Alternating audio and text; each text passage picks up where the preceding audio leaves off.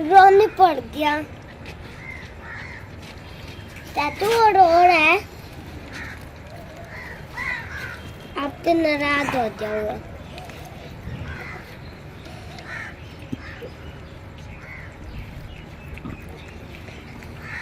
अगर दोबारा पूरा नहीं खाए थे ना, दोबारा